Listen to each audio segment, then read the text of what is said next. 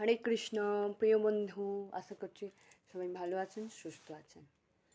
চন্দ্রগ্রহণ, পূর্ণগ্রাস চন্দ্রগ্রহণ। চন্দ্রদেব পুরো লাল জবা কুসুম হয়ে যাবে। হরে কৃষ্ণা হরে কৃষ্ণা। 21শে ভাদ্র 1432, 7ই সেপ্টেম্বর 2025 ভারত বাংলাদেশে দৃশ্যমান ক্রাস চন্দ্রগ্রহণ। গ্রহণ স্পর্শ করবে আরম্ভ রাত্রি 9:57 থেকে, মুখ্য সমাপ্তি 1:27। গ্রহণ স্থিতি 3 ঘন্টা 30 মিনিট।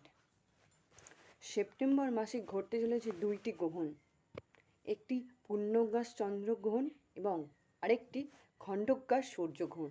যদিও ভারত থেকে চন্দ্রগ্রহণ দেখা যাবে, কিন্তু খণ্ডগ্রাস সূর্যগ্রহণ আমাদের দেশ থেকে দেখা যাবে না। 7ই সেপ্টেম্বর ঘটতে চলেছে চন্দ্রগ্রহণ এবং 21শে সেপ্টেম্বর সূর্যগ্রহণ। একই মাসে মাত্র কিছু দিনের ব্যবধানের পরপর দুইটি গ্রহণ সাধারণত দেখা যায় না। জ্যোতিষশাস্ত্র মতে এই গ্রহণের ফলে বিশেষ কিছু মহাজাগতিক পরিবর্তন হতে চলেছে।